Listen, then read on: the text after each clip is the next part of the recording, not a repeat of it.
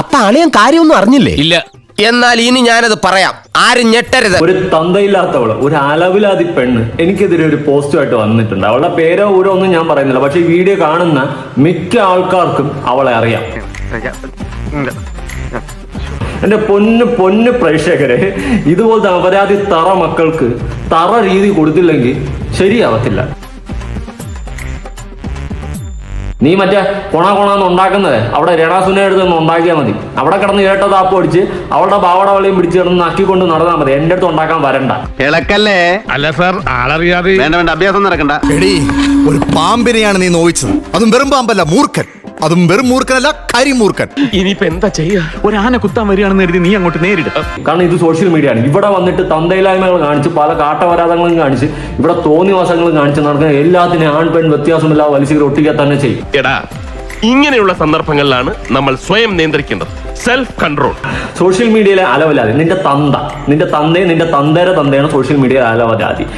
അല്ല പിന്നെ ഇതെന്താ അവമാനത്തിന്റെ പ്രശ്നം? പെണ്ണിനെ പച്ചയ്ക്ക് വിളിക്കുന്ന ഈ ഡാഷ് മോനെ കുറിച്ചുള്ള നിങ്ങളുടെ അഭിപ്രായം എന്താണ് ഗൈസ്? അതിനേക്കാളും നിന്റെ തന്തയെ കുറിച്ചിട്ടുള്ള അഭിപ്രായം എന്താണെന്ന് പറഞ്ഞുകൊണ്ട് നിന്റെ തന്തയുടെയും നിന്റെ തള്ളയുടെയും ചെവിയും കണ്ടൂടാ, കണ്ണും കണ്ടൂടാ. ശിവനെ, ഇത് യാതില്ല. ചോറിയല്ല മോളെ, നിന്നെക്കാളും തറയാണ് ഞാൻ. അതിൽ നമ്മളെ പോലുള്ളവരില്ലെങ്കിൽ ഇവളുമാരെ പോലുള്ളവളുമാര് ഈ സോഷ്യൽ മീഡിയ എന്ന് പറയുന്ന പ്ലാറ്റ്ഫോമിനെ വെറും അവരാധിക്കാനുള്ള ഒരു പ്ലാറ്റ്ഫോം ആക്കി മാറ്റും. ഇങ്ങനെ മിണ്ടാൻ പറ്റാതെ നിൽക്കുന്നതിന് ഞങ്ങളുടെ നാട്ടിൽ എന്താ പറയാന്നറിയോ? അണ്ണാക്കിലെ പിരിവെട്ടി. അയ്യോ, എന്തോന്നട ഇതൊക്കെ? എന്തോന്നാണ്? ഒരു മാറ്റം ഇല്ല. അയ്യോ,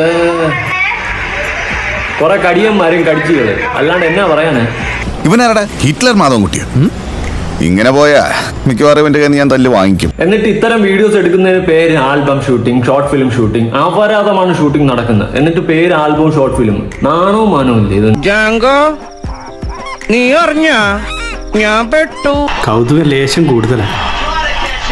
മാപ്പാക്കണം. നീയൊക്കെ വേറെ ഏതെങ്കിലും പ്ലാറ്റ്ഫോമിൽ പോ, വല്ല ഫോൺ സൈറ്റുകളിലോ വല്ല കിസ്മയോ എന്നൊക്കെ പറഞ്ഞുകൊണ്ട് പുതിയ തുടങ്ങിയിട്ട് അങ്ങനെ എങ്ങാണ്ട് പോകും. കുറച്ച് ഓവർ ആയാലും എല്ലാവരും ശ്രദ്ധിക്കും. ഇവളുണ്ടല്ലോ 10 രൂപ കൊടുക്കാന്ന് പറഞ്ഞ പൂരപ്പറമ്പിൽ പബ്ലിക് ആയിട്ടിരുന്ന് മൂത്ര വയ്ക്കുന്ന കക്ഷിയാ.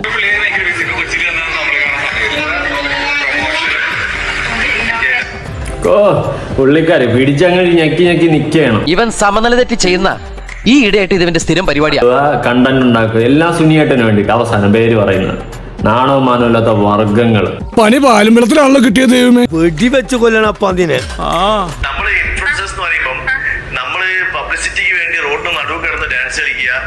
അല്ല, നിർത്ത്. നിന്നെ ഇൻഫ്ലുവൻസർ എന്ന് ആരാടാ പറഞ്ഞത്? നീ എവിടത്തെ ഇൻഫ്ലുവൻസർ?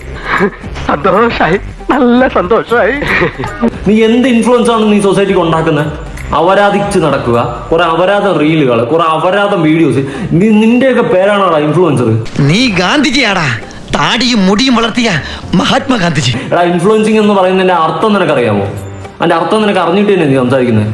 കേട്ട് കഴിഞ്ഞേ, അഴുത്ത് വരെ പെരുമ്പാമ്പ് വിഴുങ്ങി അവന്റെ തലയില് ഹാന ചവിട്ടിന്ന് പറഞ്ഞ പോലെ. ഇവനൊരു കാര്യം ചെയ്യാം, പോയിട്ട് രാവിലെ വരാം.